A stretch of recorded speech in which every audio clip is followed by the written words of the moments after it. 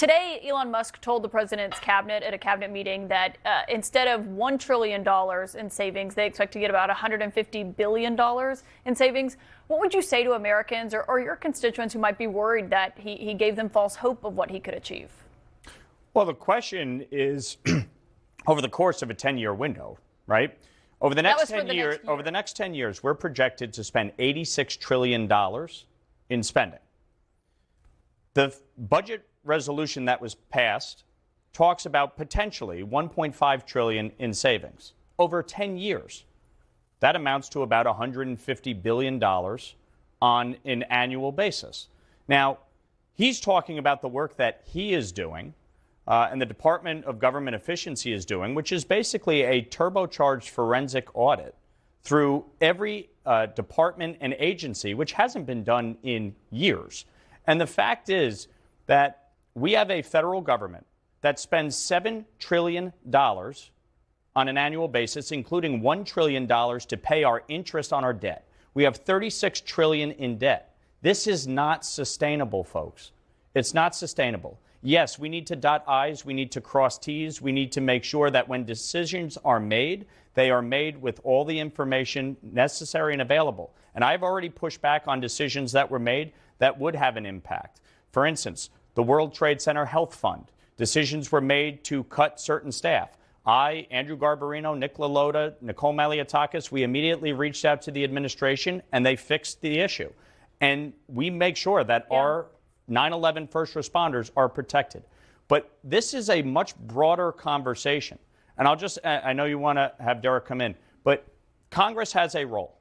And the role is in two forms. Number one is to provide oversight and have committees do hearings. I'm on the Foreign Affairs Committee. We've already done multiple hearings with respect to USAID.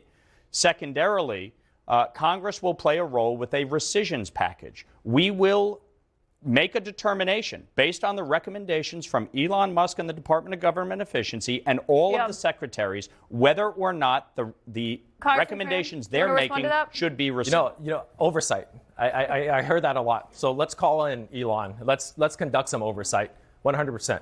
And here's the thing. I don't like waste. I don't like inefficiency. The American people doesn't like waste or inefficiencies. We're all about that. But how do we go about making sure that we respect those government workers who've dedicated their lives and their careers to working for us? These are dedicated public servants that they came in and just fired. And I was proud a month ago to introduce my very first bill, Protect Veteran Jobs Act, to force the administration to rehire all of the veterans that were fired without cause.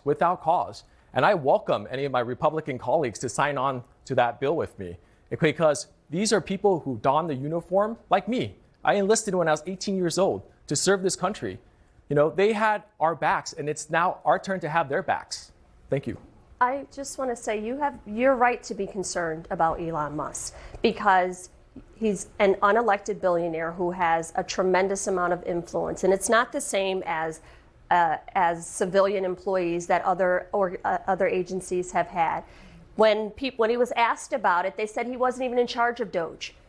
They tried to hide the ball. If he is finding all of this waste, fraud, and abuse, come before Congress, lay it out, not through a series of tweets, not through these unverified reports that he's putting out. And it's very peculiar how, at the same time, 7,000 Social Security employees are fired, 6,000 from the Veterans Administration are fired.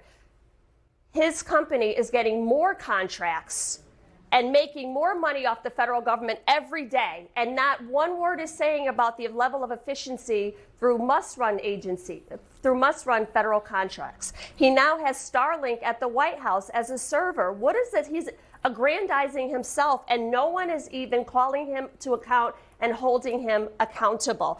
Everyone should be concerned about that. This is not normal. This is not regular. For one person to have that kind of access over every agency, over people's data, over security systems. When you are elected, after the election, you are everybody's president. I am everybody's congresswoman.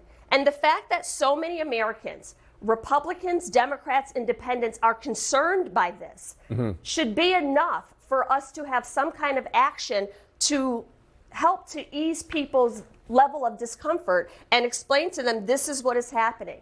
If he has found all of this waste, fraud, and abuse, we don't want that either. But what we're talking about is burning down the house instead of taking. I'm still talking, please. Is there one thing you agree with?